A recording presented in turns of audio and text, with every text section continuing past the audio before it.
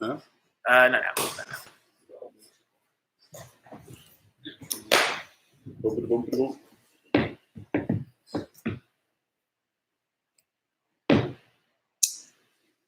I hope you guys can hear me. Say hey or hello if you guys can hear me and everything is cool and you guys can see everything. Hey, I see a couple of hays. I see a couple of hays and some smileys.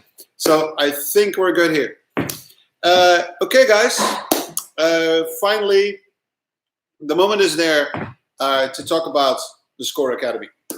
And for people that haven't seen my message last week, roughly, we're actually setting up a Score Academy here. And the reason why I'm doing this is that I always felt when people start to work for me as an assistant, if they just graduated from film scoring of any university, or even when they're extremely talented and very gifted by themselves and self-taught, it always takes like a year or so roughly before these people actually become really useful as an assistant. There's so much that people need to learn. There's so much to see, like what film scoring is all about, what is happening with the dynamics with the director, with the studio, the roadblocks you might run into, the fact that you have no inspiration to make music at all, how the technical side of things work. So it's a lot that you need to take in when you start into this industry. And I've also explained into that video why I am actually doing this. So this has a lot to do with the fact that my mom was a music teacher, and she made money throughout the day, and at night she would teach kids from less fortunate families for free. She would make deals with local music stores that they would get instruments as cheap as possible so they could potentially afford it. And so that's how I already grew up. And then in the year 2002, I was asked to set up a 4-year study for one of the biggest music universities in Holland called Artes. And I did that for 10 years, 12 years. And then when I quit that, I started Studio Time. And thanks to you all, we've reached now 110,000 followers, and I have a lot of fun making all these videos, showing how I work, and try to explain as good as I can to you guys what this industry is about and what goes on behind the scenes. Now, throughout that 3-4 years when we were talking, when we were setting up Studio Time, there was already a desire for me to start something like an academy, and an academy that is based on how education is in Holland. It's high quality, but most important, it's for free. And I never saw the benefit of starting an academy with a couple of students that have to pay $30,000 or $50,000 or $60,000 a year to study. I think it's not what it should be. I think education should be for free or extremely cheap.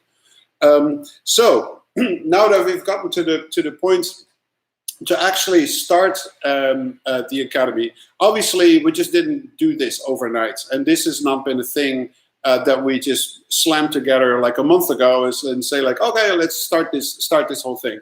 We actually were working on this plan for 3-4 years, and we started last year a test year with 2 students, and I would like to show the 2 students. They're sitting right here on the couch.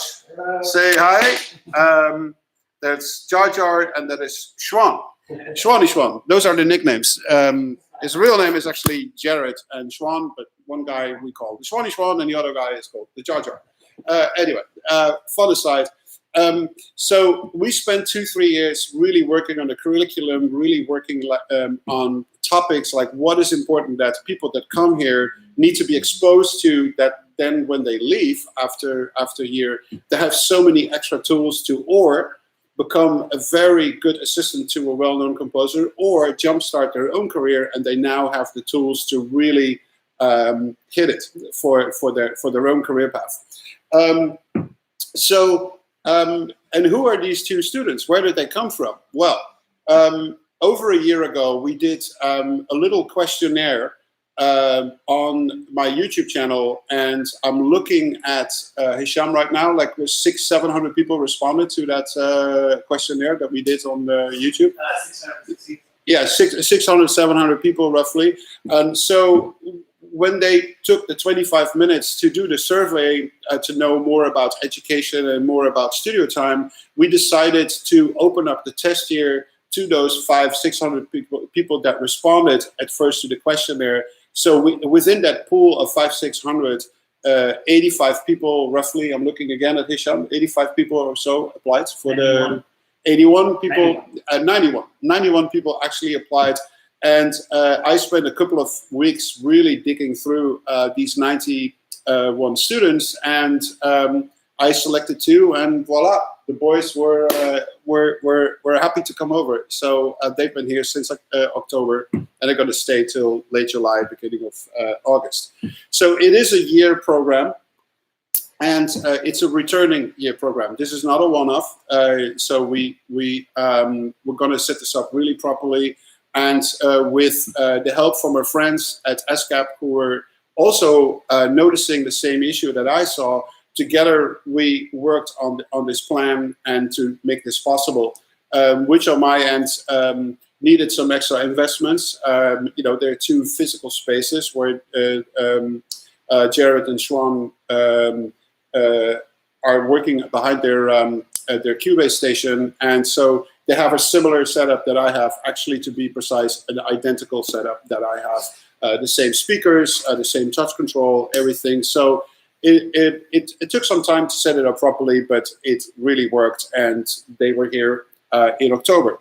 So when they got here, we went through a series of things between the 3 of us to go through a bunch of different things. So I'm just going to go over a list of stuff that we did, and I'm going to start answering questions in a little bit.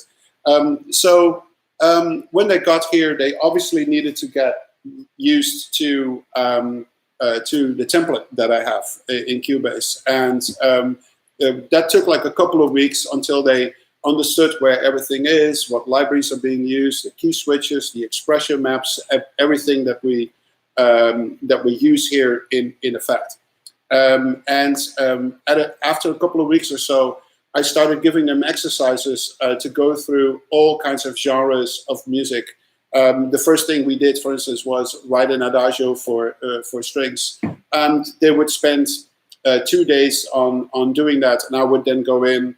I'd just give them feedback, saying like, I think this needs to be stronger, that needs to be stronger, and we touched really on counterpoint writing and individual melodies and how that worked. So when we were done with the adagio, then I had them take that same theme, but now arrange it for just brass. And then we went into brass writing, like what are the things to be aware of, voicing, how you can do this, how you can do that, also counterpart writing for brass.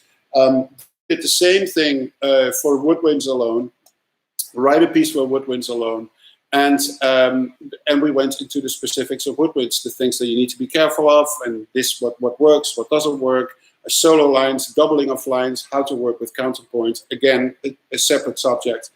Then we moved into, okay, let's now write a long piece of music where the whole orchestra is being used and where you constantly need to shift colors from strings to just woodwinds to just brass, and then just brass and woodwinds together, just strings and brass together, and just like all kinds of possibilities with solo lines for cello, violin, or viola.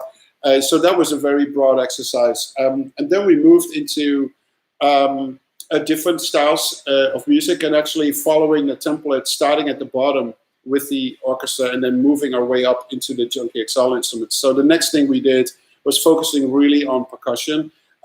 So they had to do a bunch of exercises that had to do with programming rhythm, how to produce drums, how to get the best out of them, talking a lot about counterpoint and rhythm, how that works. It's just not like slamming drums all along. There's a design behind it too that has a lot to do with counterpoint and with what type of rhythms you can use. And then after that, we started doing exercises that were based on a movie that I did last year, Mortal Engines. And there was like a scene that is like roughly 8 minutes, 9 minutes long. And they didn't hear what the final result was underneath that scene. So I just gave them the scene. And they had to score that scene based on the knowledge of the exercises that they just did. So woodwinds were being used, strings were being used, brass was being used, a little bit of percussion was being used, and some sound design elements. So it was a really good exercise to really do things to picture, and then I would give them feedback as if I were a director, and then we would eventually then compare it to what the scene became. Right after that, we started really focusing on theme development and arrangement in various different styles. So you write a melody, but what do you do with that melody from that point on? How do you take that melody and work it into to an arrangement? And how do you feel still playing a piece of music of 10, 15 minutes, you're still listening to the same thematic material? So we really went very deep into that, and we did that in various different styles. And that brought us pretty much to the third week of January. And the third week of January is when we got the first picture delivery of a movie that I'm actually currently working on. Now, I want to really point out, and this is very important, the people that are here to study, they're not here to work. So they do not work on a film that I'm actually working on. They shadow the work that I'm doing with my two assistants. So they would, for instance, for one of the movies that we're working on, they had to score the whole opening scene, which was like 6-7 minutes. I was working on that scene with one of my assistants, but they had to do it as well, again, to study, again, as an exercise, not to work. I just want to point that out really clearly. So that's also the time period where I started like compressing the time scheduling a little bit, and just put a little bit more pressure onto the students, so they were a little bit more used to how to deliver under pressure and how to get things done within like a certain time frame. So that was a really good exercise to do that. And then after that, we went into a series of exercises like to understand the language of trailer music. And why would I even bring that up when you want to be a film composer? And I think the important part is that, of course, you're doing a film score, you're doing a TV show or a video game. But if you understand the language of the trailer world, it could be a very impactful combination where, let's say I do the score for Alita, but I'm also doing a bunch of the trailers that come out for Alita. And you can't really take a piece of score music and stick it onto a trailer, because trailer has its own language, has its own sound production. But it's great when you do stuff that is related to the film, but yet it has the trailer sound. So I think it's important that a composer understands that world really well. So we did a bunch of exercises for them to understand that. And then we moved over into making instruments for various different samplers. And I basically had them make a flamenco guitar sampler instrument. So they had to come up together with like how we're going to sample this, what we're going to do with microphone positions, what are we going to do with scripting, are we going to do legato or non-legato, how many velocity layers, how many round robins are we going to do. So they had a project that week to end record a guitar and just turn it into like a complete sampler instrument. And then after that, we did a bunch more sampler instruments to really get the training down of creating your own sample libraries, which I think for a composer is extremely important, whether you make your own sample libraries or you make your own synthesizer presets or you make sounds on your guitar, bass, or a drum kit and you record it in, so you have a unique style and sound. So this is also very important to me, that a composer understands this. So this was part of the training too. And then from that point on, we did a bunch of different things with the students that really is like what it's like to actually live the life as a composer. So they joined me to meetings with directors. We have meetings here with directors in the studio where we are right now. This is not the room where I normally record studio time. This is the secondary studio house where actually the academy is based. So I'm here a lot, and I'm half the day I'm in the other room and half the day I'm here. So I'm always like immediately accessible for when they have questions and they need feedback on something. So that time period started pretty much like late February, and now we're like at the beginning of April. So the last month was really like going to meeting people, being exposed to music editors, what they do. We have this week a meeting planned when they have a meeting separately from me with my agent, so they can ask my agent everything they need to know about the business side of things. They've had meetings with my management, so they know what he is doing for me and how important it is to have a manager as a film composer or an agent. They have had meetings with Hisham, who is responsible for running all my social media channels, to talk about like how to promote yourself online and how can you be a little bit more prolific than maybe ordinary people would be as a composer, to be like a little bit more special online. We've had recording sessions at the big studio stages here, whether it's Fox, Sony, or Warner Brothers. They joined us there to see like how the recording process is going. They've been talking to engineers, to recordists, to understand like why are they there, why do you need these people while you're recording a score. We later this year have planned conversations with orchestrators, with conductors, meeting more studio people to get a really good overview of what the business is like, and at the same time practicing and doing a lot of exercises. We recently have been taking one of the commercials that I did last year, and I had to rescore like an actual commercial to go over that. Like what are the rules when you score a commercial, and what are the things that are important, and what type of feedback do you get from these people? So that was a very useful exercise. And so now we're really getting into the process of the proper shadowing of scoring a movie. So there are 2 movies going on at this point. Me and my 2 assistants take care of all the music, and they basically are shadowing what we are doing, and so they can really feel like, okay, Tom is able to do this in this amount of time, and I'm not able to do that in that same amount of time. Why is that?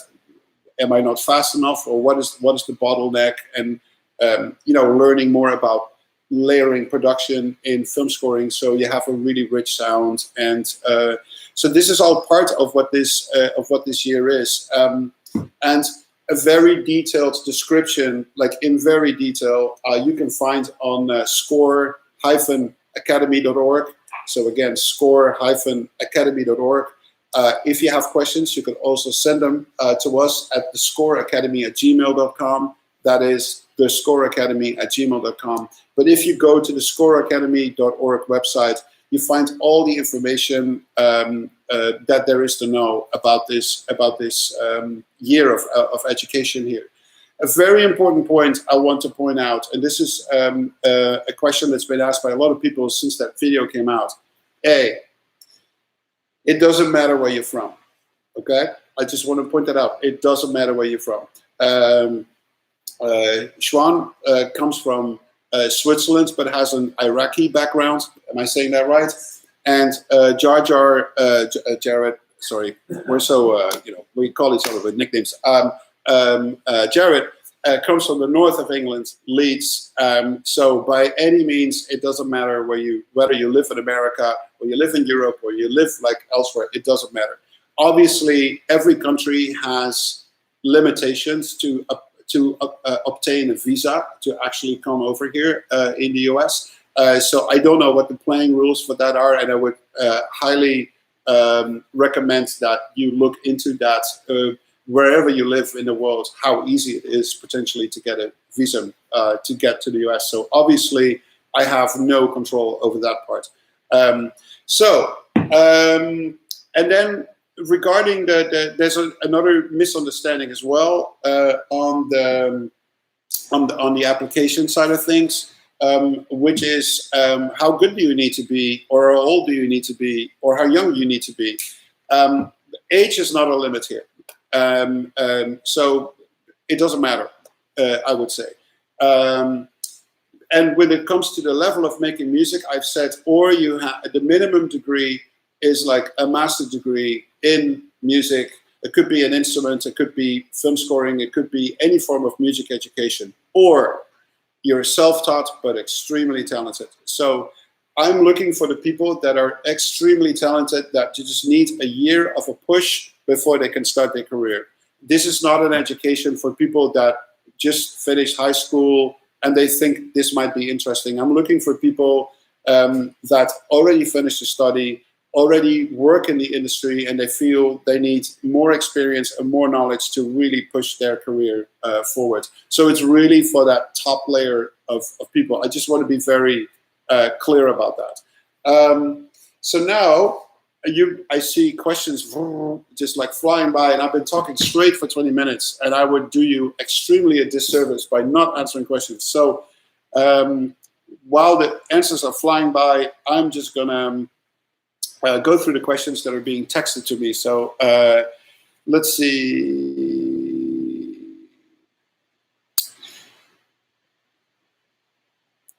Let's see. Nicholas Binder asks, when is the application deadline? And as far as I know, it's in 23 days from now. April 22nd is the deadline. April 22nd. Yeah, and the reason why it's April 22nd is because this thing starts somewhere beginning of September, which means we need a couple of months to look into the visa situation. People need to organize stuff to move out here. So it's like a bit of an operation. So you can't really say, okay, the deadline is like August 1st, because you don't get a visa in 2 weeks, and you're not going to move like within 2 weeks to a city like Los Angeles. Stuart Bramlell is a film composer. He asks, hey Tom, I'll be applying within about a week. Could you let us know a little bit behind the team that will be reviewing applications? Is it your assistants or someone else? Well, the first time around, I did it myself. And there were only 91 applications, and it was doable. It was still a lot of work. It takes me roughly an hour per application to determine what it is and to really know as much as I can about you. So it took me an hour per student, and then at the end I had a top 10, and I asked the top 10 to submit a huge amount of music, like 20 to 40 tracks, and they all did. And then the top 10 I reviewed multiple times. So I would say on the top 10 I spent at least 5-6 hours per student to really figure out who was going to be the number 1 and 2.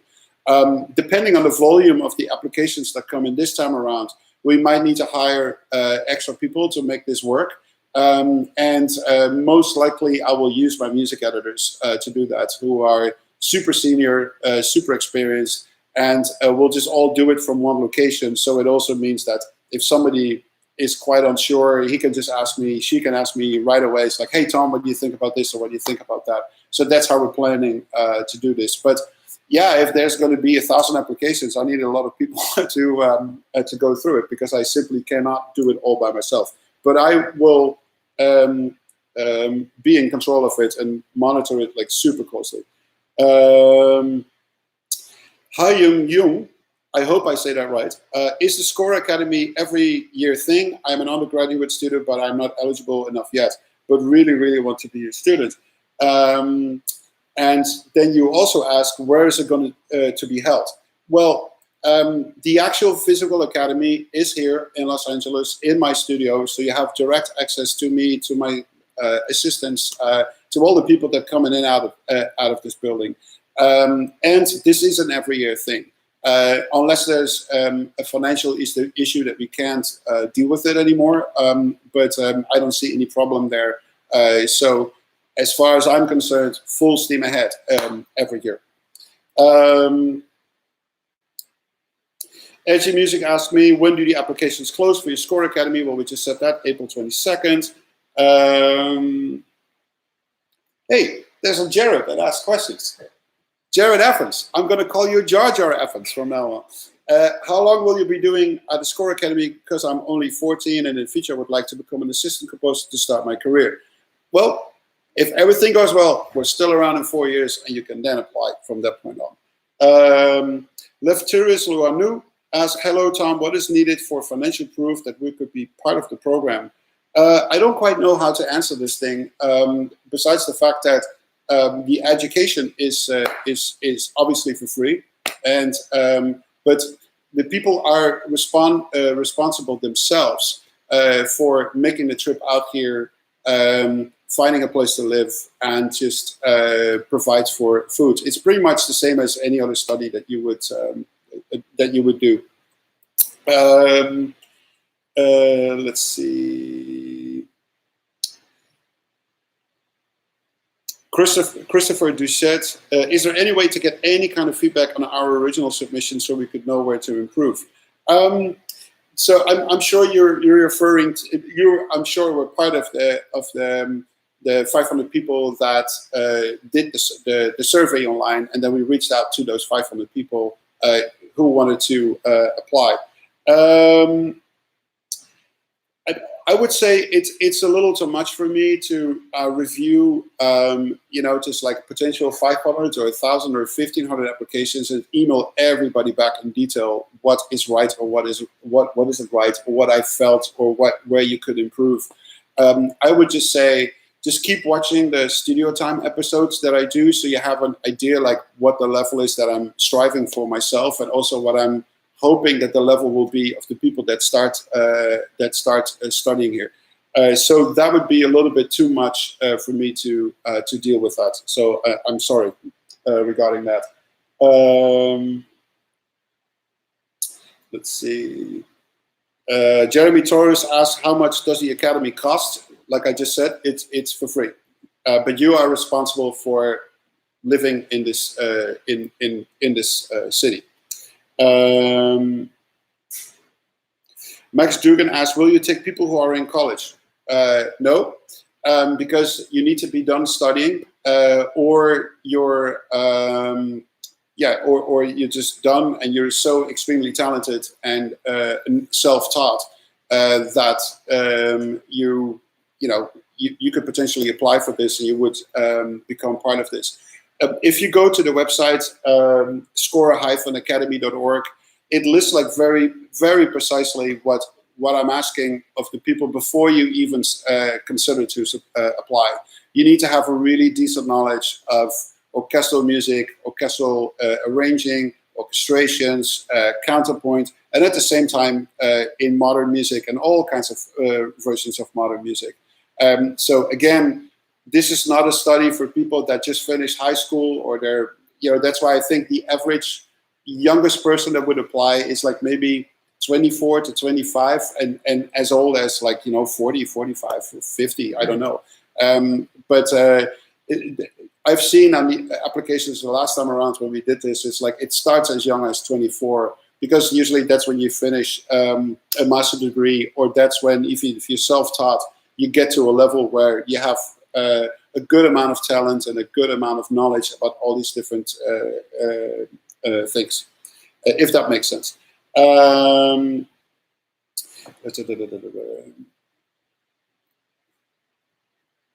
Let's see.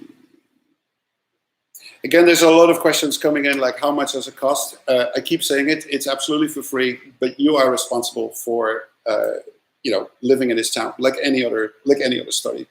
A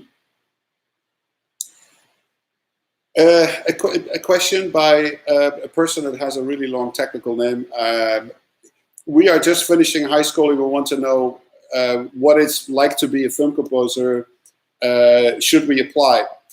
I don't think this is a study for people to figure out whether they want to be a film composer. This is a study for people that know they want to be a film composer, and they're extremely talented in that field. And those are the people that definitely should apply. Is there a plan to release this on an internet-based course? I'm from Brazil and I'm pretty interested. Well, what we're doing here with the two students is not all that different than what I'm doing with studio time for the episodes that you guys can see. You see how I work, I see how I layer tracks, how I build up certain things. All the episodes that you've seen, working with all the classic synths and drum computers and gear, which is what we're doing here too. There's like multiple rooms that are packed with all kinds of toys, and when they are done for the day, they sometimes spend like for a couple of hours just playing around with synthesizers and playing drums or playing bass or playing guitar. That's the fun part of being here in a building with so many different instruments. So I would say the study that we're doing is basically a physical version of studio time. So it's pretty much the same, but you're now in the same room with me, and that obviously makes a big difference. And I can give you direct feedback, and I would sit behind the computers like, oh, but I would do it like this and this and this, and then they're like, oh, interesting. Now I know how to move on. So it's not like what we're doing here is then going to be a separate course online, because it's pretty much what studio time is already covering. Then there's also a question. That's a good question. What do you look for in an application? How can someone stand out? Well, it's a combination of things. I mean, there's a couple of answers that you need to give answer to. Yeah, that's the way to say it. Sorry, my bar stool just keeps turning circles. I'm just trying to keep it on one spot. Oh, there it goes again. There it goes again. Stop. Beautiful. So I think you just have to be yourself, and I think that's the most important part. So when the questions that are asked, like, you know, who are you as a person? Why do you think you're suitable for this study? What is your favorite music and why? You know, just that for God, for the life of me, don't say the first favorite pieces of music are 5 film scores that I did. You know, just like write stuff down that you actually love. So I would say the more you are yourself, the better it comes across, because that's eventually what you want, you know, just to be yourself and not being like a person that acts out being like someone different or try to cater to that. So this is by no means what it's potentially like when you apply for a university somewhere in America or to an Ivy League school and you have to jump through 10,000 hoops until you get accepted. This is just really straightforward, just being honest, just be yourself. And obviously I'm going to listen to the music.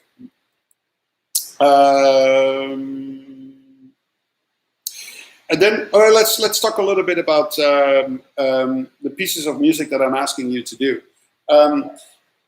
So there's a question about the percussion piece of 1 minute. So basically, what you will be compiling for me or making for me is a 5-minute demo that's basically split up in 5 different pieces of 1 minute each. So when I'm asking for a percussion piece, I'm asking for a percussion piece. So if it's a full-on orchestral thing with just a little bit of percussion, then obviously that's not the thing.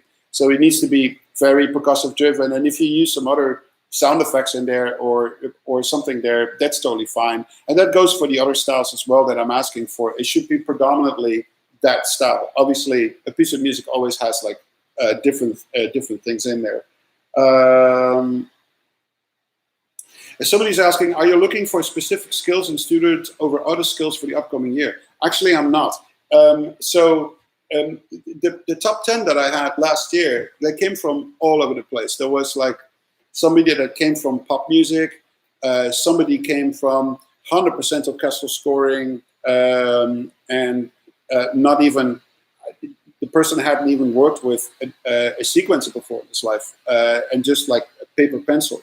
Another person came from, let's see, from a ballet background, like writing music for ballet. And Jared has more like of a pop music background, and then he played classical guitar for a really long time. So what's interesting to point out is that the 2 students that made it, that were my top choice 1 and 2, both did not study. So I just want to point that out. They were just extremely gifted and talented, and that's why they made their way out here. So Jared was a classical guitar player and did a lot of modern music, like in any type of style. Schwan from Switzerland actually had a DJ career and still has a DJ career. He does his radio shows. He's been collaborating with a lot of interesting artists like Nervo, if I remember. And he still has his radio show over there with his podcast. Is it a podcast or is it it's a live streaming thing? Schwan on the side is a very talented jazz pianist, which was somewhat your background, right? Piano, jazz improvisation. I just like Exactly. He just likes that stuff, but he's very good at it, believe me. So this is the proof that you don't need a master's degree to get to the academy. I'm just saying it's a minimum. It's like minimum of that, or extremely talented and self-taught. Okay, let's move over in the questions.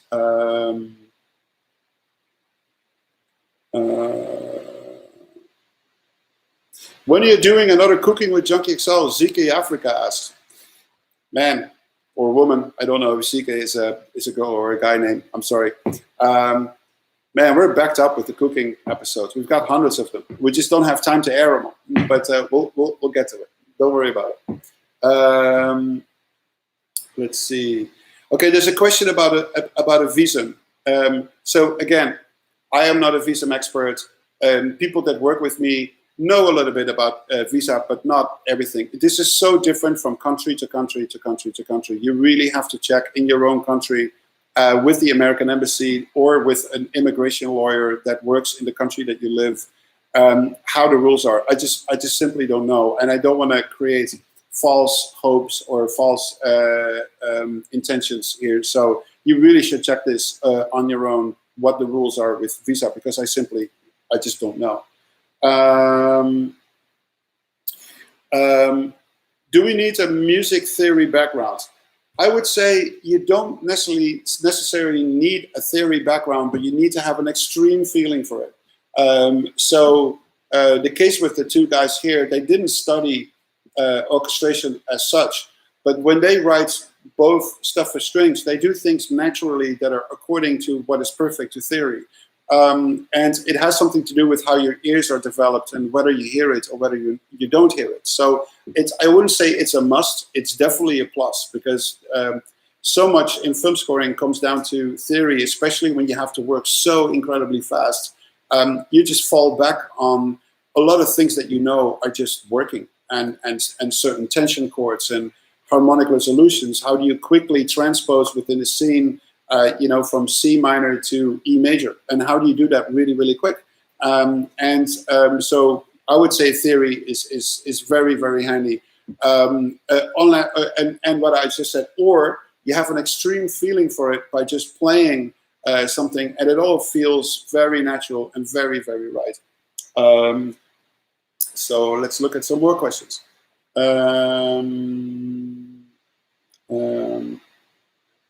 Can you explain what you're looking for in the sound design piece with hybrid elements, David Secola?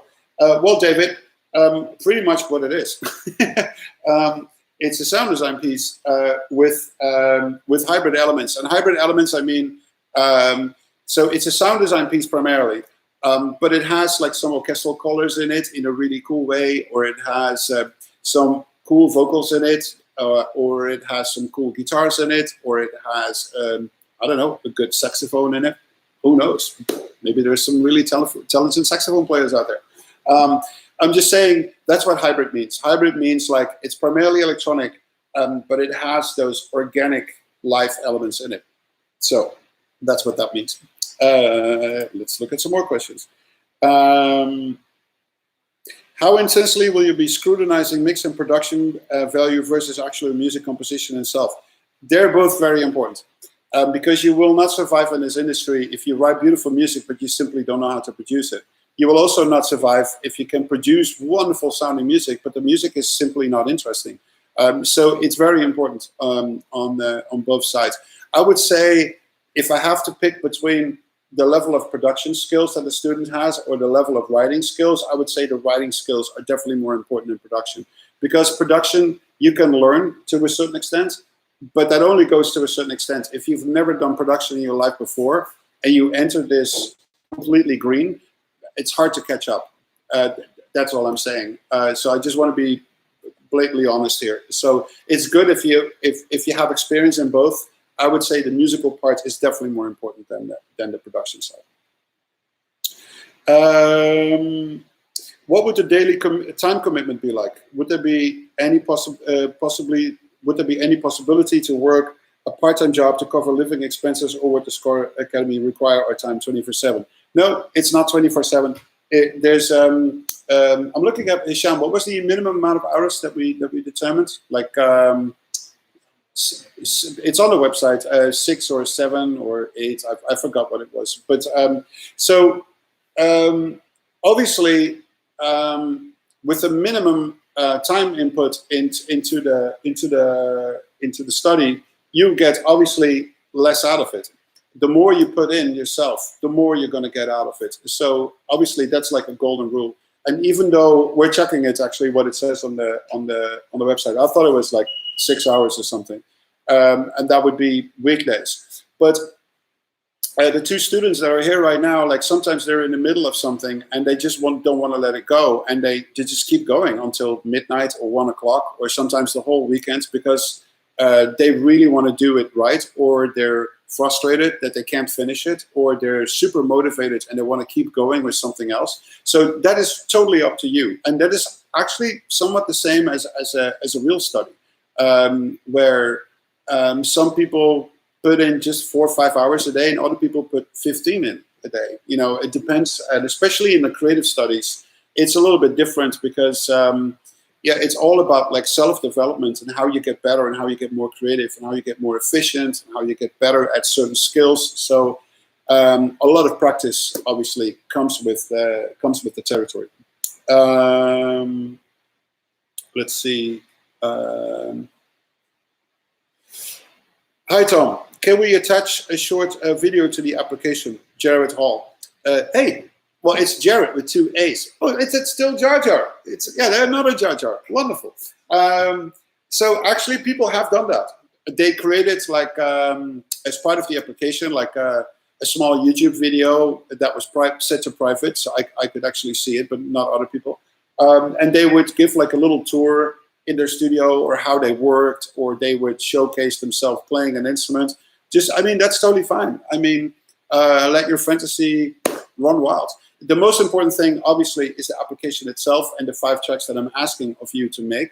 But especially when you get through the first round of selection and we go into the second round of selection, that's when I will ask way more materials of you, like way more tracks and way more different music styles. So that the starting point is the 5-minute thing with the 5 different tracks, because otherwise it gets too out of control for us to check all that stuff. It will be too much, and it's also a leveled playing field for everybody out there. Everybody will make 5 minutes of music within 5 different styles, because there will be people out there that actually had an opportunity to record in front of a live orchestra, and maybe hours of it, and other people never had that chance. So in order to make everything the same, it's like I just need to hear a minute of this and a minute of that and a minute of this and a minute of that, and everybody just needs to work on it, and so that creates a more even playing field. So I have a better overview when I listen to the separate applications, like what people are capable of. Let's see.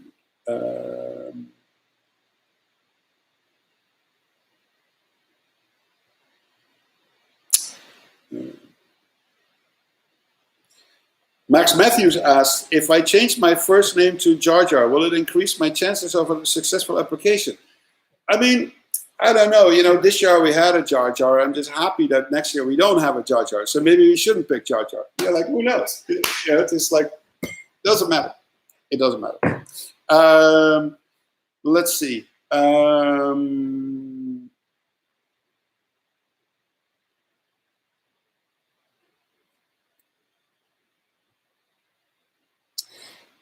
Question, how do you find opportunities in a country where you know no one? The Divine World asked me that. Well, that's a tough one. I mean, when I moved to LA, I didn't know anybody here too. I just got out of the plane and that was it. I had played shows here before, so I knew people, I knew club owners, I knew festival bookers, I knew PA companies, I knew light engineers, and I knew DJs, but that was not going to help me in the film scoring career at all. So when I got here, I actually knew nobody, and I had to start from scratch. Having that said, though, because I was a well-known electronic artist, it was easier to get a meeting. But still, it doesn't do anything for you because you're known as an electronic artist and you're not known as a film composer. So it really starts from the ground up. Let's see. Age limit. There is no age limit.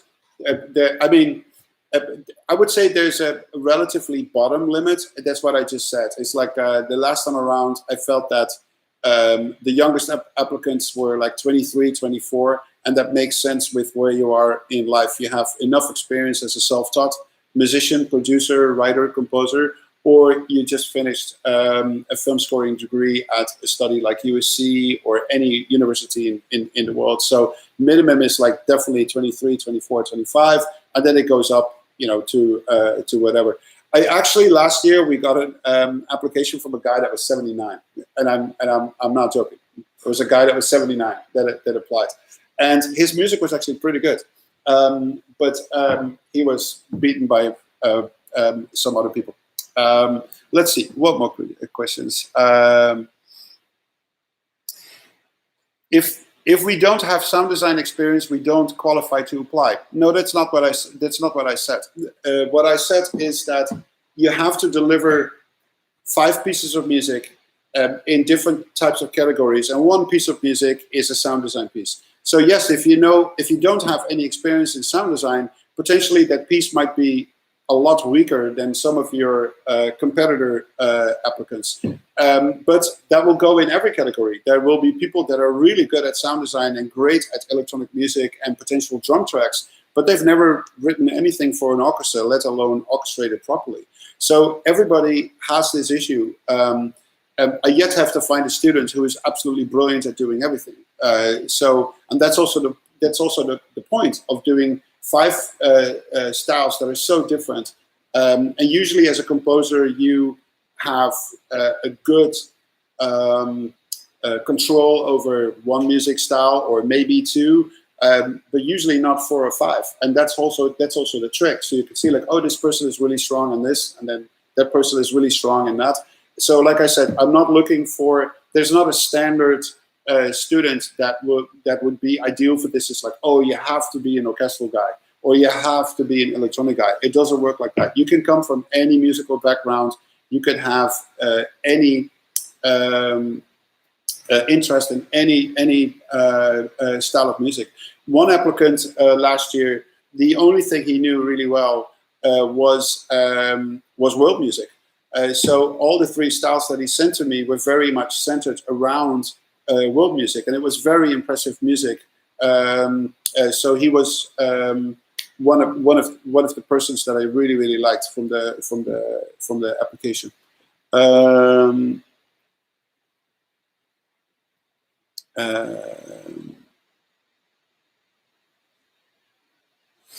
Some people say working hard and being good is not enough to work in this industry. So what's the biggest factors for success in this industry, in your opinion? John B. asked this question. Well, this is not necessarily really related to the academy, but to be successful in this business, there's a lot of different factors that come into play.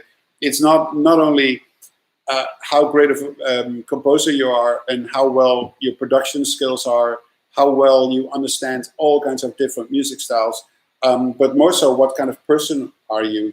Can you work in a team environment with all these people from studios, and can you handle criticism really well? Can you manage expectations of studios and directors for what the score is that's coming? Do you have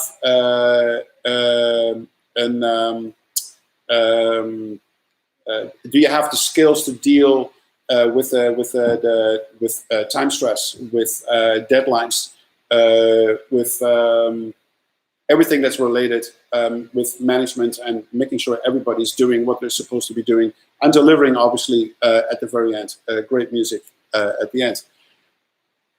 Alejandro Melengue says that I'm stupid, and then he says I'm dead. Oh, thanks for that, and nice that you're here. Will the score for Motorball earlier in the movie become available anywhere? It's not the official soundtrack release. No, that will not come out. I'm sorry. What do you think will be the most challenging aspect of Score Academy for students? Well, what I've noticed with the guys here is that what's really hard for people to deal with is that I have them work on a piece of music, and we're not leaving that piece of music until I'm happy where it's supposed to be. I'm looking at the guys. That was maybe the toughest thing, right? Mm-hmm. So sometimes they would work on one track for 2 weeks or 2.5 weeks, just a 2-minute track, 3-minute track, and just like, no. And I would give them notes, and they work on it all day, and the next day we review it. It's like, no, that's not quite what I asked, and then we just go again.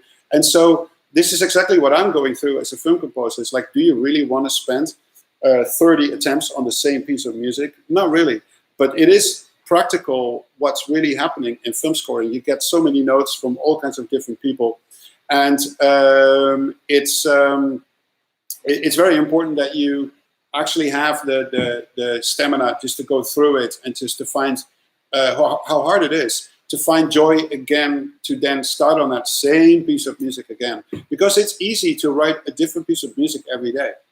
How weird that may sound, but to write a different piece of music every day is easy. It's to write one piece of music and stick with that piece of music for 2.5, 3 weeks to make it so that somebody else says it's now done. Not you, but somebody else says it's done. And that's exactly the situation that I'm recreating here in the academy. So they really feel what it's like to work with a director that's not going to settle on your first demo. He wants to hear this and that. And then he says, well, what about this? And what about that? So it's an ongoing thing. It's an ongoing thing. So let's see. Bedtime in Berlin. See ya. Absolutely. Let's see. How do I? Stupid question, guys. How do I stop the questions from scrolling? It goes so fast. Oh, you guys are still texting? Yeah. I'm an idiot. Here we go. What do you think are this is a really good question. Gim Kabori, what do you think are the advantages of having an artist career before moving into a scoring career? It's a very good question. Everybody that is still here, listen to this answer. This is what it is. To actually be an artist is way harder than to be a film composer. So for people out there that have an artist career, I'll take my hat off to you. Wonderful. It's the hardest thing to achieve because you're on the chopping block every day on YouTube or on Spotify, whether you released a great track or not. And if you don't make a great track and the audience is not liking it, potentially your plays go down and you might not have a career at all. So for people out there that have an artist career, that's a really tough thing to establish and really hard to do. So a lot of respect for you out there. And yes, when you do have an artist career, it's easier to move into film scoring. Couple of reasons. Usually people that are an artist or had an artist career know exactly what they are musically. They don't try to pretend somebody else. They just know what they are. And based on that career, they have built an audience. The audience or the fans that you have as an artist, you can't lie to these fans. You can't just make a track that sounds like this and then a track that sounds like that and a track that sounds like this. That's not how artist music works. Artist music comes from the inside and needs to go out, and that is your true self in a musical form. So to be able to make a career with that is it's really gratifying, and it's really amazing that you have achieved that. And yes, it will be easier to then make a career in film scoring. I hope that answers the question. Will the students have opportunities to work with a live orchestra? I would say no, because when I do record with a live orchestra, I actually have to record the film score itself, and there's always like a rush for time, and there's always stressful events to get it done. But they will be part of the whole process. They will see how the orchestration process goes. They will see how I run the recording sessions, how I communicate with the players, with the conductor. All that is way more important than you writing a piece for strings and then hear it how it sounds. Because the dynamic is very important. And yes, you will have a lot of exercise with the things that you write for all these different instruments. But based on the samples, you can already judge whether your orchestration is correct, whether the writing is correct, whether the counter lines are correct. You don't need to actually play that live with an orchestra to figure that out. You already know based on the MIDI, this doesn't make any sense. So yeah, you can go through the experience of $10,000-$20,000 for 10 minutes to play it with a live orchestra and then decide, oh, you know what, actually this doesn't work. Well, we already knew that based on the MIDI, so it's actually a little bit of waste of time to spend money on that. I have to say though that ASCAP has this really great program for 15 students every year, and that focuses a lot on how to write and orchestrate properly for an orchestra, and then record stuff with the students. But these are students that also are at a super high level. So the people that they take on for that course are also the 15 best that they can find that year that apply. So these are usually people that already have a lot of experience working with an orchestra and writing for an orchestra. So I hope that answers that question. Will there be any dubbing stage experience? There will be, if it works out with the schedule. So the poor two guys that sit to my left, the movies that I'm working on right now will all finish in September, October, when technically the school year is over. So the new students that start in September, that will be probably the first thing that they're going to get exposed to, which is finishing a film score, because 2 to 3 film scores will be finished in September, October, November. So when those students start, that's immediately the roller coaster that they're going to jump into. So because the scheduling of how we do films can sometimes take sometimes goes over 18 months. There's one movie that I'm working on that comes out in 2020, and I started working on it in the end of 2017. So the first demos, the first ideas. So that's over a time span of 2 years. But the two guys were here, if I'm not correct, that movie when I was still in the middle of writing Suites, when you guys started, and they just like sat in the same room and asked me questions. Why are you doing this? Or why are you doing that? And so that's all part of it. Sasha Matalet, I hope I said that right. Do you plan on expanding the Academy score? Do you plan on expanding the Score Academy later on, as in taking more people? Yes, I am. But there's, I think, a maximum. I think the maximum I can handle is like probably between 5 and 8.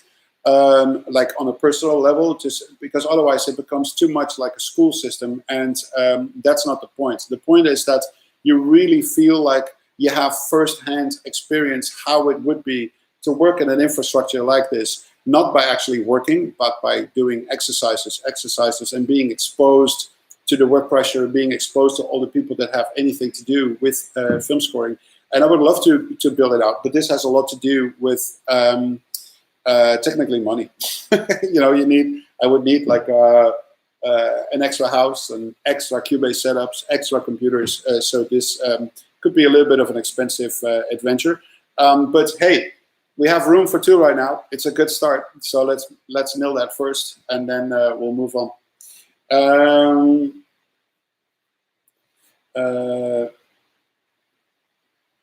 Let's see.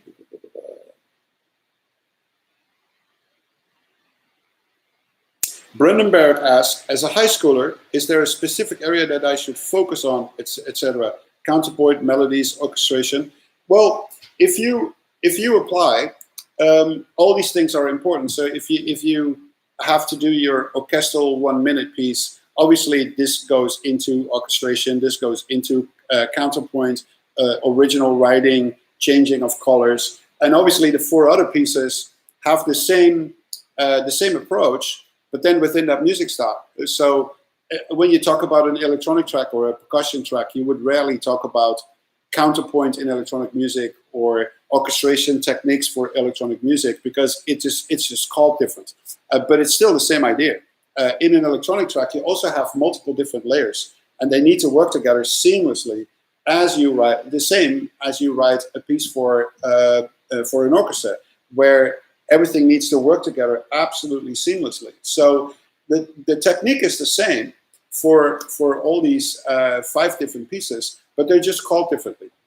So I hope that answered that question. Because even when you do a sound design piece of 1 minute, it cannot obviously just be a drone of 1 minute. You got to go through different color changes and use different sounds, and then it goes through this, and then it goes there. Pretty much the same as orchestral music, but in sound design, you would never call it orchestration. You would never call it counterpoint. You would never call it melodies or harmonies. It's just different language, but it does do the same thing. I hope that makes sense.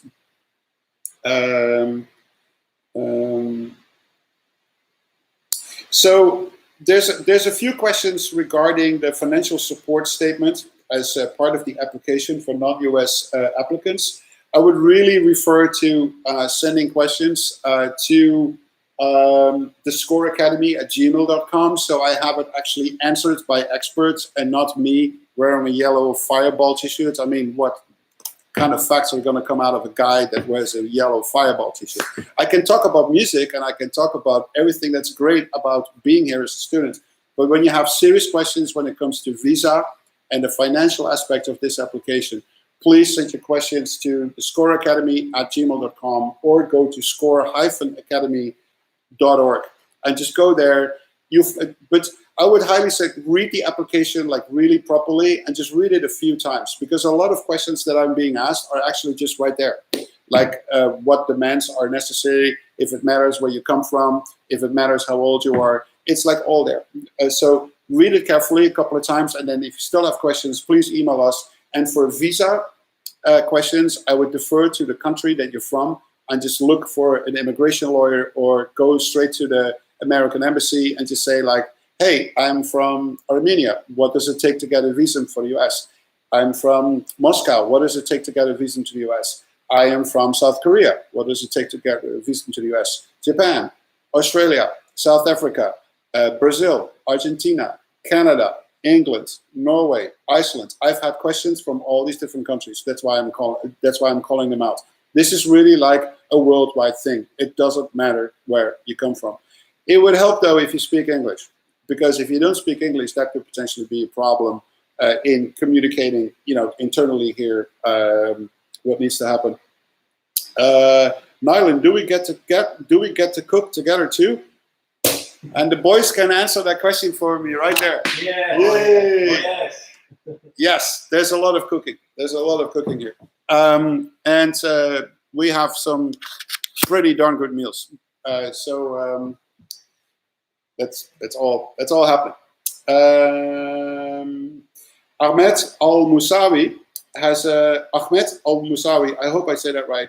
Is reading music a requirement? No, but it does help. So I started, for instance, reading music seriously at a later age. When I was young, I played piano, I played the recorder, a little, I had drum lessons, and I had to read like music, obviously. So it does help if you know a little bit about how to read music, because that is just like a form of practice. If you've never really read music, you will never be really good at it, because that's how it is. If you did this since you were a kid, you're going to have no issues reading the rest of your life. If you've never done it and you're 25 and you start reading music for the first time, it can be very, very tough to catch up. It's almost like, you've never spoken another language than the language that you're speaking. So then when you're 26 and you start to speak Spanish, I'm sure within a year you can help yourself getting a bread and a coffee and you know what you want to do. But to actually speak perfectly Spanish and fast, it's very hard, because Spanish is actually a very difficult language. But it's very easy to learn just for a few quick things here and there. Let's see. Conducting opportunities on the course, Jody Grayer. This is not a conducting course. This is a composer's course. So some composers are conducting. I would highly advise against it.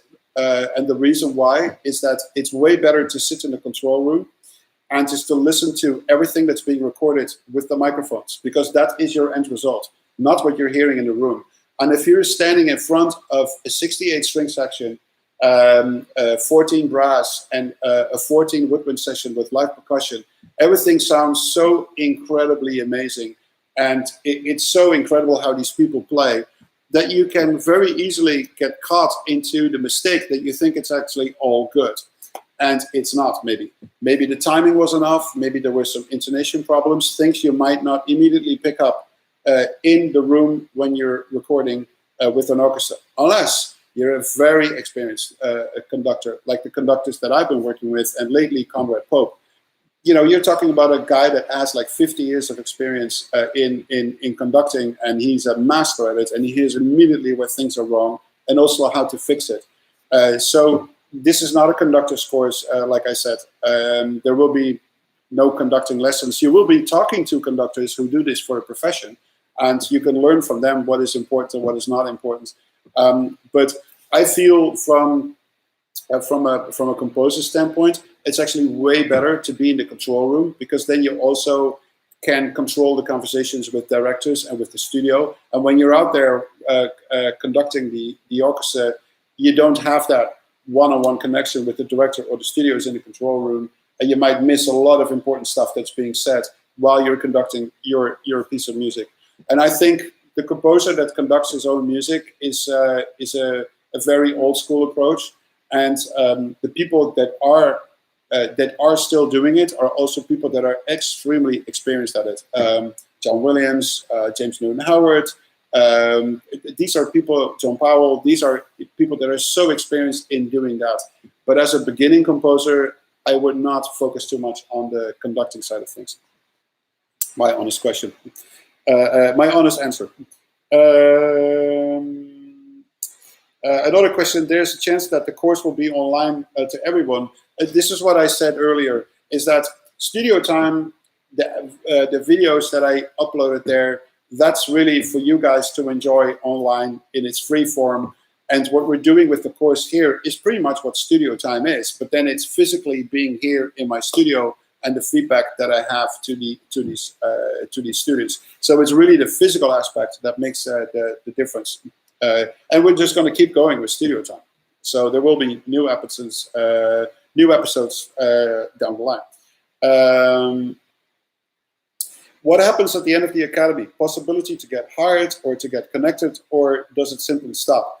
Well, technically, obviously the year is going to stop. But what I'm hoping, and that's why I'm doing this, is that at that point in time, you're so good in what you do, and you've learned so much about what it is to work in an environment like this, that, or through the contacts that you've worked on while you were here for a full year, you find potentially a position as an assistant to another composer, or maybe you feel like now I have all the knowledge that I need to become a composer in my own right, or I'm now going back to the country where I'm from, and I'm just going to kill the competition there because now I know how it all works, and now I'm just going to do it there. So there's a lot of different options, but this depends per person who's going to come and study here. Now, I do want to point out, is like, I really like people to apply, even when they're unsure about where they're from, or when they feel like insecure, or you know, whatever their cultural background is, whether you're a woman or whether you're a guy, or wherever you come from in the world. I would everybody really to like to apply to you know, for this amazing opportunity that I feel. So everybody, I mean, everybody is really welcome to fill out this application. So I just wanted to emphasize that one more time.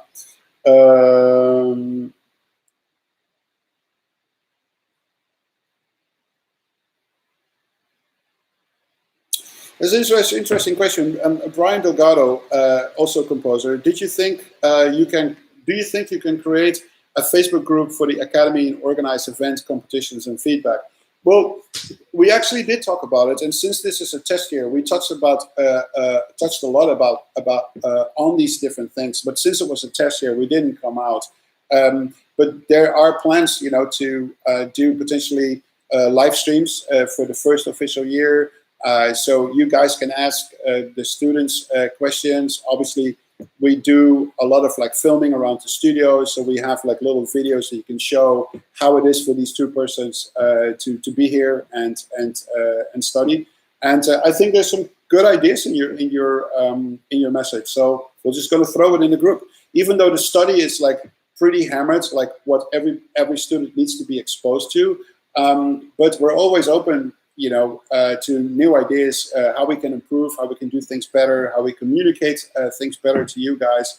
And you know the drill. Go to my Studio Time channel and just leave comments on certain videos out there, and we'll get to it. We'll try to answer it as good as we can, and we try to work on it. And every great idea that you guys might have, just dump it in our laps, and we'll consider it.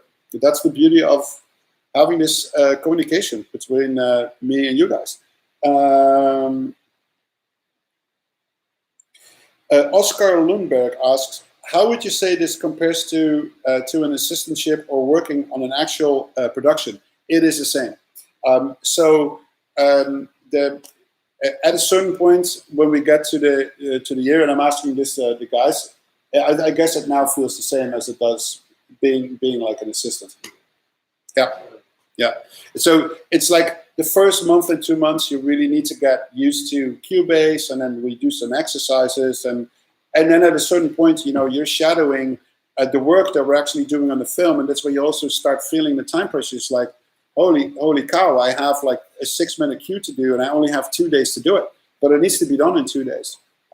So they really start to feel like what it's like to really, you know, be in that position. So it's very, very similar, and that's exactly why I'm doing this, because when people leave here, they should be ready to take on an assistantship like that with another composer. And that composer is basically now not training that young person for a full year until he or she becomes useful.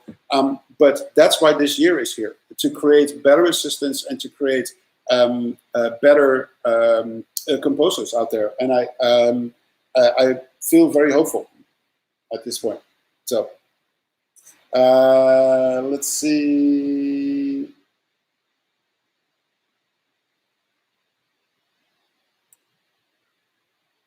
Oh, this is a good one. DJ Adama, work-life balance. For instance, should I bring my pajamas and toothbrush to the studio? No, you don't need to do that, but I would bring a sleeping bag. No, I'm just joking. The thing is, like, the students here are just like, they're exposed to, at first, how I work. And sometimes it happens, like it happened like a couple of times where you guys were still here like around midnight, 12:30, and I would already get up to start the new day. So I would go to bed at like 9-ish or something, and then I would get up at 11:45 or 12, and then start my day. And then the guys would be like, "What are you doing?" It's like, "Well, I just woke up. I'm going to start my day." And so then they go home, then they sleep for like 8-9 hours, and they come back. I'm still standing, and then at the end of the day, like 9 o'clock, I'm still standing and they're still here. And then I'm just like, you know, just like taking a nap. So they're very much exposed to how I do things. Everybody's different. Everybody works different. I will tell you this, it's like, you don't get successful in this industry if you consider this a 9-to-5 job. That's all I'm saying. If you think this is a 9-to-5 environment, not necessarily to study, but when you do this on your own, that is not how it really works. So, but I've done enough Ask Me Anything videos about this particular subject. Can I also pursue an artist career while studying in the academy? I would like to be both artist and a film composer. I would say that's very hard to do. I had to make a choice at a certain point as well. You can't work on this level on Hollywood movies while at the same time you're still a touring artist. You're gone for like half a year and a year, unless you get yourself into a position where you're so wanted as a musician or as a sound that you make. For instance, Peter Greenwood from Radiohead is a good example. You know, he just gets asked every now and then to do a film score, and the rest of the year he just does whatever he wants to do, whether it's like making his own projects or working with Radiohead. And he's in a unique position to do that. But for me, for instance, it was very clear. It's like I had to give up my touring. I had to give up remixing and working with other artists because it demands so much input and so much time. There's like simply no time to do anything on the side. So I just want to be really honest about that. That's what what it comes down to. It's different when you want to maintain something like more on a low key level. When you, for instance, have like an online presence with your as being an artist, that's potentially doable. But you will see once you really roll into this industry and what is demanded of you, that your artist career will take a serious hit if you want to combine the two things at the same time.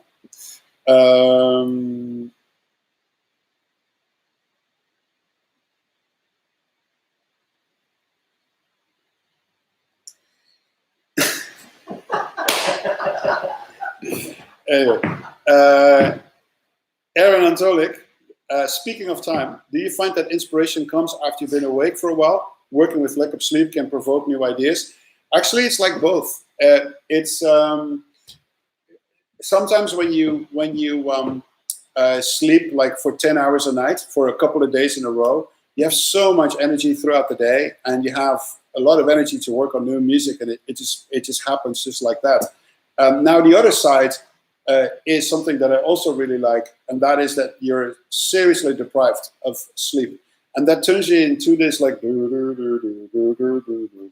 that kind of mood where like everything is like gooey and just like feels like you're walking on cotton balls like through there, because everything is like different, and you're so incredibly tired and just worn out that you get into like a zone, a twilight zone, and in that twilight zone you're able to develop like incredible music.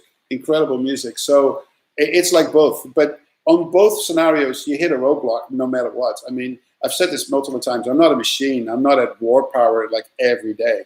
There's multiple days that go by, I'm just like, well, it's like a lost day, and I'm just like today I'm just basically chopping up guitar samples to make an instrument out of it, because today I'm not feeling like writing anything, and I was focused on this live event on YouTube, and then it's totally fine. You wake up in the morning, it's like, oh, today is not going to be the day that I'm making music. But I did other things today, like I sorted all my drums in the garage, and we're bringing some other stuff to storage. I'm chopping up the samples. I gave feedback this morning to the guys when they just did another exercise, and I sat with them for half an hour to an hour. So there's always stuff to do, and you just really need to know when to pinpoint your energy towards, okay, now I'm going to write something completely new and fresh. And you're not always ready for that, but there's always stuff that needs to get done that just basically requires man hours. It doesn't require any creativity or whatsoever. Chopping up guitar samples, you can do that when you're dead, pretty much. Well, not dead. Like this, like if one mouse click, whatever, it's all good. Hey, I have time for a few more questions, and I'm going to wrap this up in the next 12 minutes or so. So if you have like really urgent questions, just shoot it at me.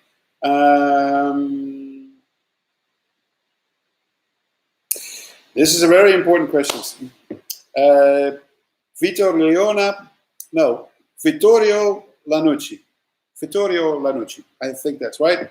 He's also a composer. If I ever will be chosen as a student for the Scoring Academy, aside music skills, I can also say I'm Italian and I can cook really good pasta. Is that important too? Yeah, that's fucking damn important that you can cook good pasta, because everybody here can cook really good pasta. Besides the fact I have 2 Italians actually working here, so every time pasta is being cooked, the 2 of them are just like ready with with like a piece of wood to hit you over the head if it's like overcooked. And there's like multiple discussions here where al dente begins and where it ends.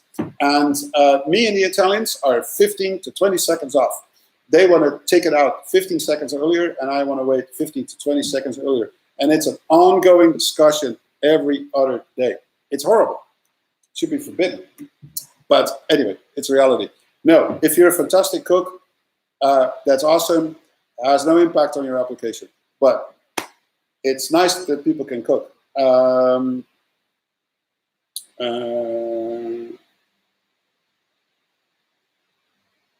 CT Music asked me, can you ask the guys how much it costs them each month for living expenses?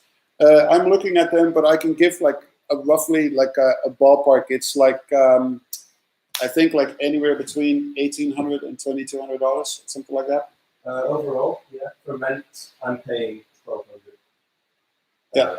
So they're saying the rent is like roughly $1,200, and then the cool thing is though, why the expenses for food are not that high is that because we have a massive fridge that is always filled with bread, with yogurts, with cereal, with milk, coffee. We have espresso machines that we can make coffee. There's a lot of cooking here.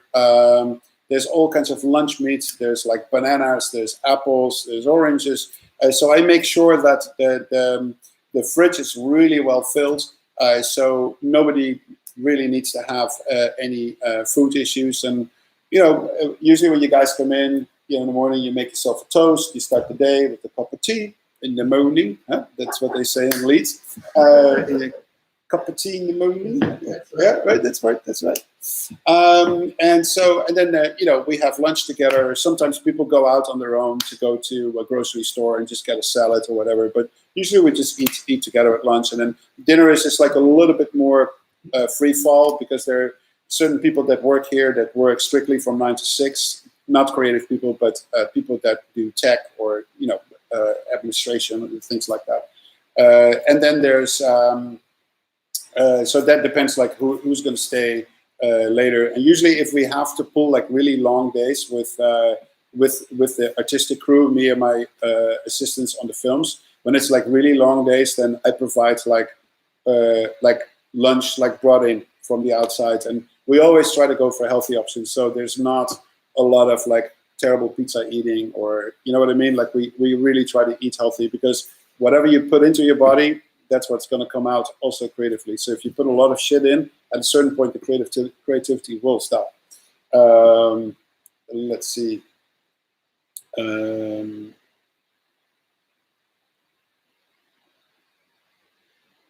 you think there's an option to success in Hollywood without being in LA? No, impossible. So you actually have to be here if you want to attack the Hollywood film scoring scene. So if you want to do streaming shows for Netflix, you can live anywhere. Even though it would be good to be here because you can meet the people and the people that are taking executive decisions. But if you want to work into the more alternative movie scene, you know, the movies that are made between $500,000 to $10 million, that is like spread out over the US, but especially over Europe and South America as well, and actually a lot of different countries. So that also doesn't matter where you live. But yes, the Hollywood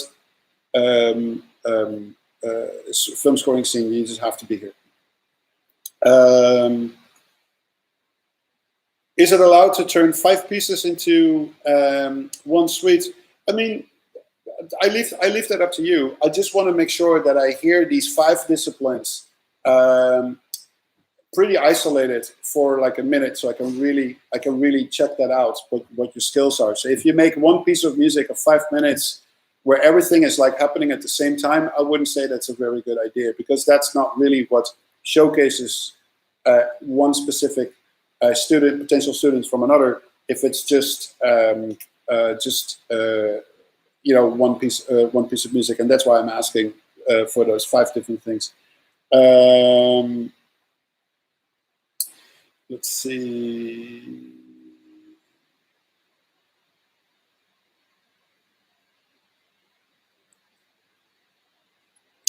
I have a degree in film, but I've been a musician my entire life, and I've been composing for a couple of years now.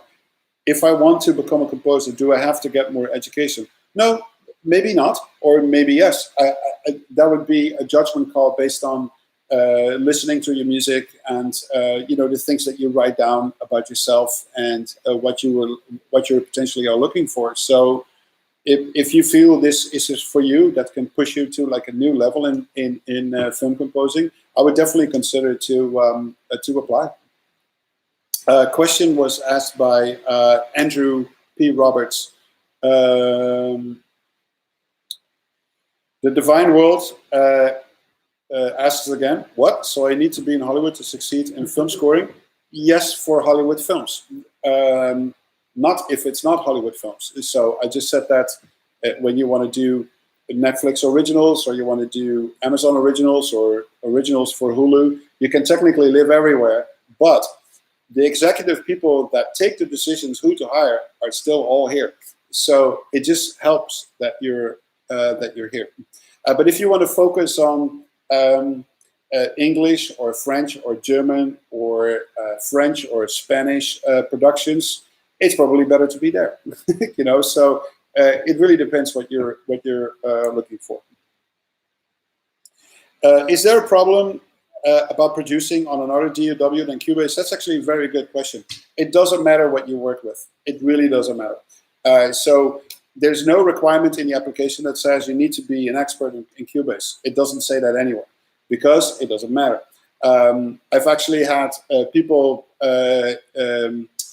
assisting me in the past, not students, but assisting in the past, that came to my studio, and they were extremely talented musicians, and they only used Fruity Loops. And so they were introduced to Cubase when they started. So, and the crash course to get started in Cubase, it goes relatively really quick. The programs start to look like one another quite a lot, even though in my world, Cubase is far superior when it comes to film scoring and what you can do with a lot of different things.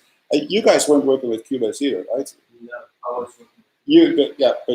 So Schwan was in Cubase, but Jar was in Logic, right? That's right. Yeah, so Jar was in Logic. And how easy was it to switch to Cubase? Like 3 weeks? Yeah. 2-3 weeks at the most. And then you're an expert again. So it's all, don't worry about it. It's totally fine.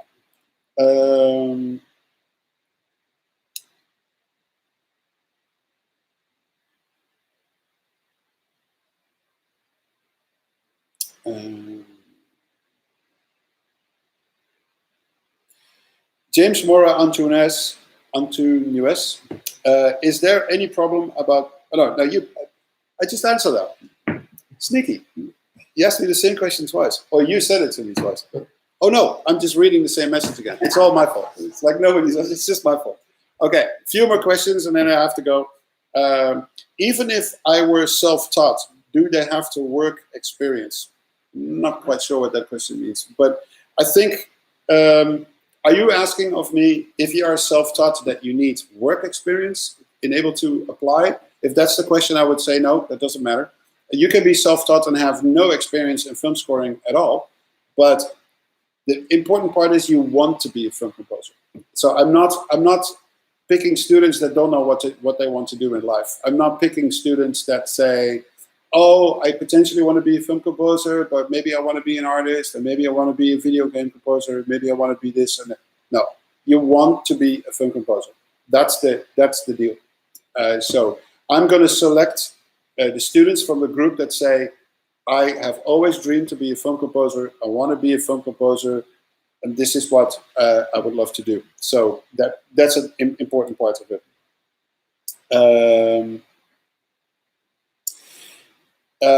Peter Lauritsen asked, thank you so much for doing this. You're welcome. Should the 5 pieces be related musically, or can they be totally unique tracks? They can be totally unique tracks, 1 minute long. There's no music relevance between like section 1, 2, 3, 4, 5. It's just like 1 minute of this, 1 minute of that, 1 minute of this, 1 minute of that, 1 minute of that. In total, 1 MP3, 5 minutes long. It's actually very simple. Let's see. Jar Jar Matthews. He's learning fast. Will there be a focus on writing thematic material, or will it be more production, orchestration, sound design? It's everything. So I explained that already roughly an hour ago. You should again go to the website score-academy.org. You see everything what we're going to focus on in this year. Everything that the students will be exposed to, what we're going to be focusing on. And I think this video will be, you can watch it back, right, after we're done. So there's so many questions being asked that I already answered like an hour ago. So I would really advise watch the whole thing back, and then you'll see that all your questions are being asked. One more question, and then I'm going to let you guys go, or you guys are going to let me go, so we can cook some food and eat something.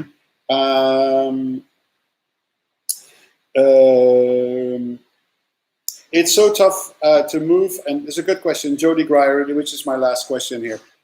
It's so tough to move and live in Los Angeles if you're not from America.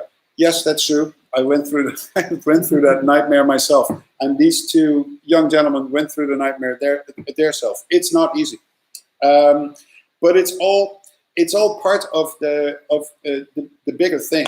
Is that, and that's how I looked at it. It's like nobody reached out to me when I wanted to become a film composer. It's like, oh, Tom, why don't you come work with us here in the studio, and we'll make sure you have an apartment. We'll pay for your ticket. It's like, no, that's not part of it. It's part of like growing up that you fight for that and you make that possible. And so what I'm trying to do with this study is make it a little easier, because if this study wouldn't be here, then you just have to move to LA, or you don't move to LA to pursue this career. So that's really a tough question, and I decided to move to LA.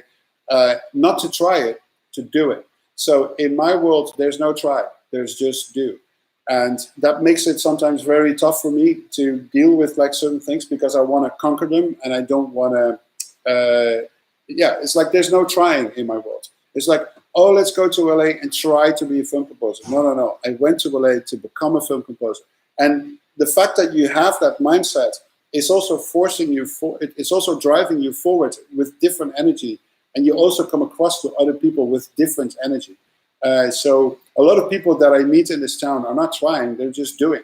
And trying is like building in a form of failure, which everybody's dealing with. Nobody wants to move to LA for 2 years and then move back to where you came from and tell all your friends and family, well, I tried it and I failed. That's a horrible thing. It's a horrible feeling. And I know that feeling. I've been there a couple of times. But yet, every time again, I then went back in and just like hit it even harder to succeed in this thing. And that's really it's a tough thing.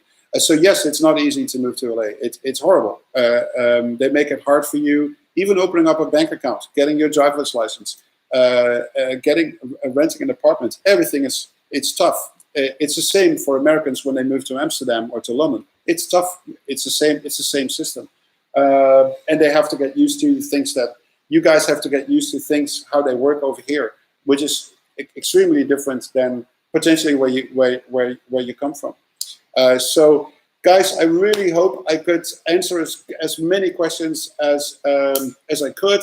But you know the drill. The questions that I haven't been able to answer in this video, go to Studio Time. There's videos there about this academy. You can leave your questions there. Also, there's the website score-academy.org that will answer all your questions. Also, there you find the application to then apply. And for questions when it comes to, because most of it is actually there on the website, so just read it a couple of times, really good. Then if you have visa questions, go to your local embassy, American embassy in the country that you live, or talk to an immigration lawyer.